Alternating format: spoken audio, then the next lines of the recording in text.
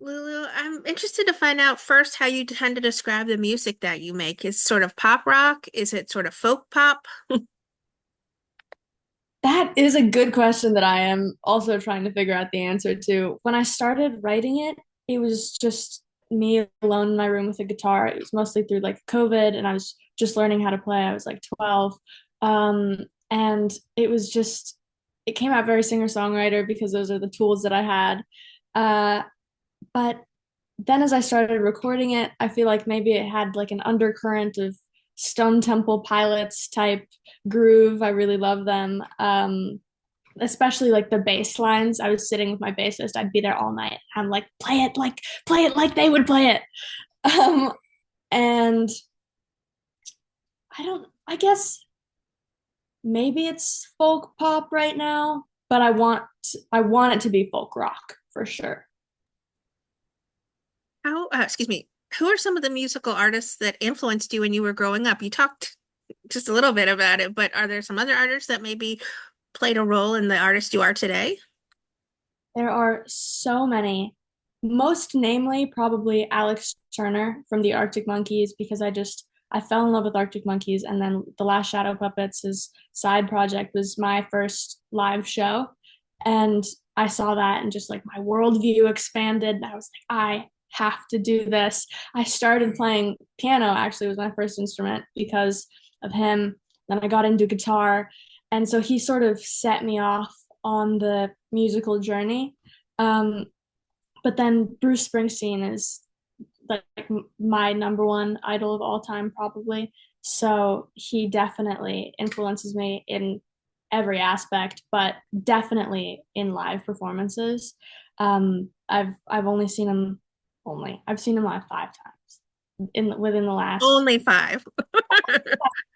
I am a crazy concert goer, so 5 times is like not that much for some of the artists that I love so much. And it's also never enough. I'm always hungry for more Bruce, especially. So live, I try to channel just a little bit of that crazy, energetic power that he's got going on. But then there, Dusty Springfield, I love Patsy Cline. Really, she was one of the first female artists that I was like, I want that to be me. And Jeff Buckley, Fiona Apple a little more recently, but now I listen to all of her stuff, the sort of jazzy element to it. God, I would love to do something like that. So there are definitely loads. Cinnamon is out now, and I love the beautiful colors that are referenced in this. Where did this song Cinnamon on the Rocks stem from? Hmm. I sort of write half from life experience and half from just sitting on my bed imagining. Um, so it was I watched Krzysztof Kieślowski's film Double Life of Veronique, where it's so moody and intense, but quite languid as well. And there's not that much plot to move forward. So a lot of the emotions in the film are sort of uh, captured or like exacerbated by these colors that he uses in the scenes. A lot of it is like vibrantly blue or vibrantly yellow, and nothing in real life is that color. But when you're watching it on screen, you're like, of course, because that's what It she's feeling. evokes an emotion. Exactly. And I was so interested by how just automatically we sort of associate colors with feelings, that I just had to sit down and write something out. What is your typical songwriting process for you? Do you need to have a beat or lyrics come to you and you just sort of craft a beat around them? How does it tend to work for you?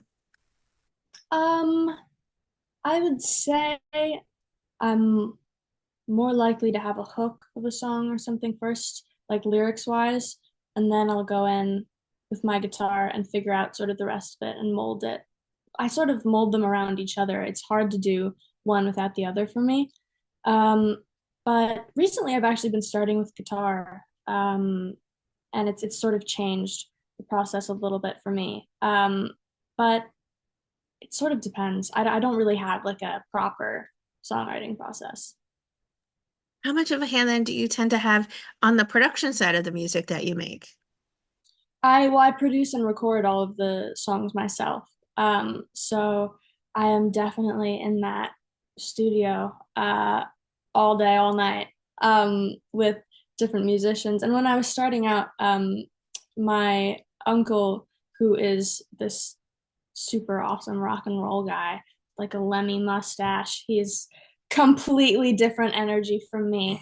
Um, but he has a band as well, and he's over in Poland, and he also writes and records all of his own things. So he's like, "Let me show you how to use Logic Pro and all of these things." So the first couple songs I recorded were definitely where I was trying to explain my ideas to him so that he could tell me how I could do that.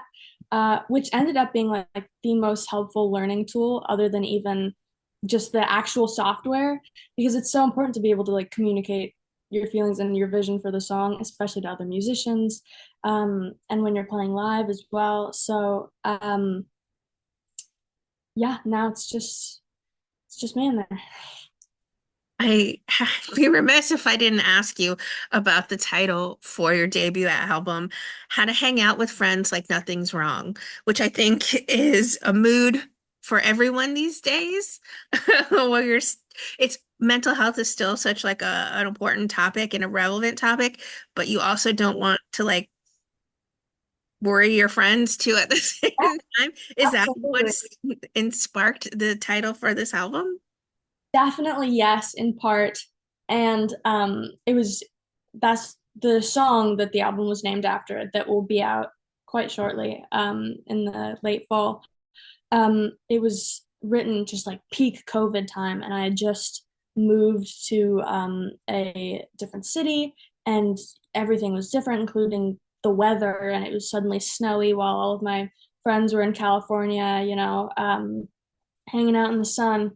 And it was just the weirdest feeling of like I want to go be with these people, but at the same time I'm so just out of my mind with all of these other things that are going on. I couldn't possibly just be normal around them again. And that's really all you want in COVID, is that normalcy of I'm a teenager, I'm hanging out with my friends, but it was so difficult to get and to emulate. I was almost worried that it would never happen again and things would always be just a little bit off.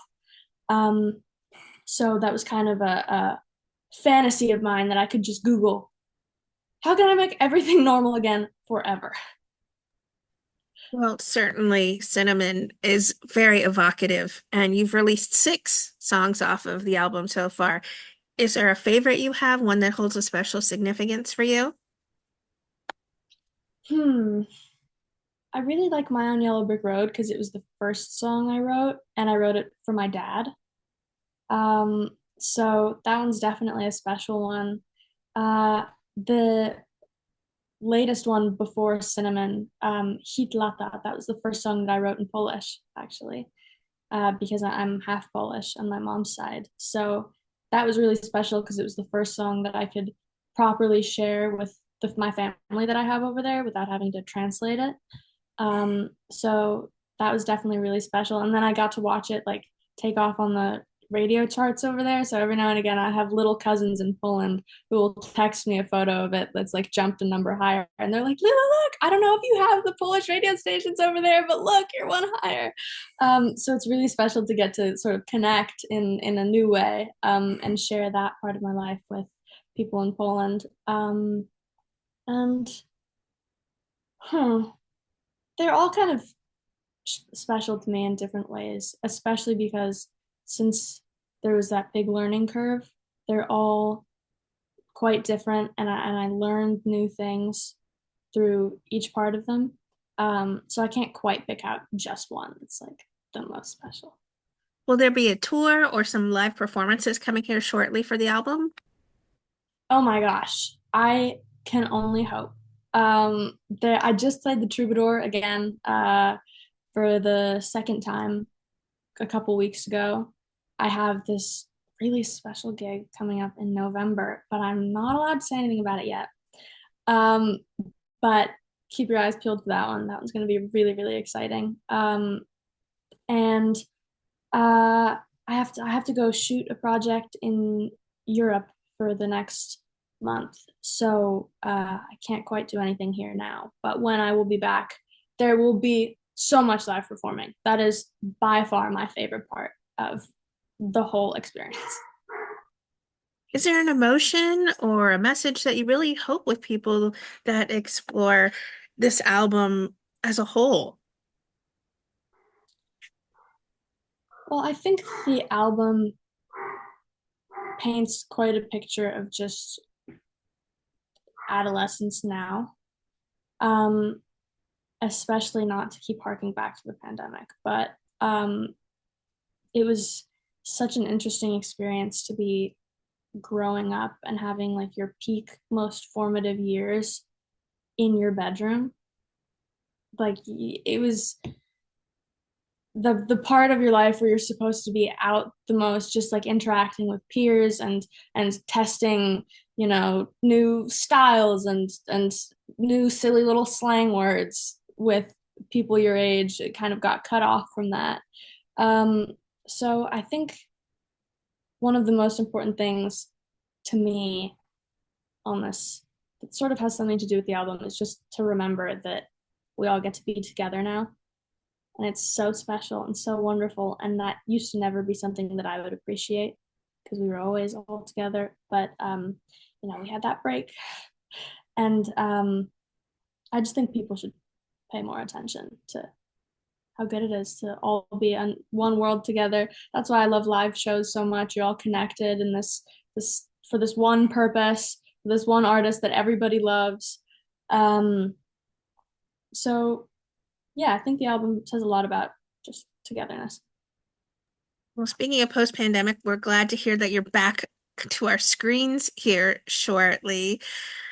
I know you're not able to talk about this project, but why is it important for you to nurture both of your loves for acting and for music? That's a good question.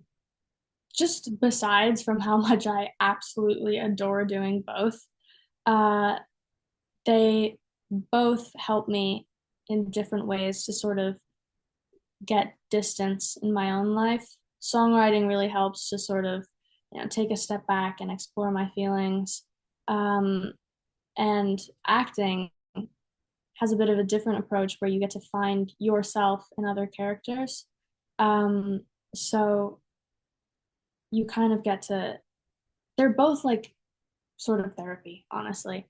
They both really put things into perspective for me. And you get to work with so many exciting people that are just, film sets are definitely more interactive than recording music, especially my music, which, as I said, I produce. So it's really exciting to have that teamwork and to just be in a room with so many other artists who are working with 100 different things at the same time. Um, so they're both exciting to me in different ways. Is there a dream co-star you have, someone you're dying to share a scene with in the future? Oh my gosh. Well, this is, he would, I don't know who he could play, but it would be so, actually, no, you know what? I can't say that he would be my dream co-star because I would be so afraid and excited. I would genuinely just shut down. But Robert Redford is my number one movie star of all time. To get in a room with him, whether there is a camera or not, is by far my biggest dream. What would you like to say then to everyone who are fans and supporters of you, whether it's the music you make or the work you do on our screens? Well, first of all, I would like to say thank you, because obviously none of this would be possible without people listening and watching, um, and people like you who are doing the work of, finding uh, young independent artists and sharing them with the world. Um, but also get out there and create. That's really the most important thing. That's such a basic human thing, is to create, since the dawn of time, and recently, especially recently, everybody kind of thinks that it either has to be a skill or a career, um, whereas it's really not. It's a basic human function. it's you were born to create. So if you can share it with the world and you're even lucky enough to make a career out of it, then do that. But find people that you love, find interesting communities that stimulate you creatively and make something. I think there's nothing better than that.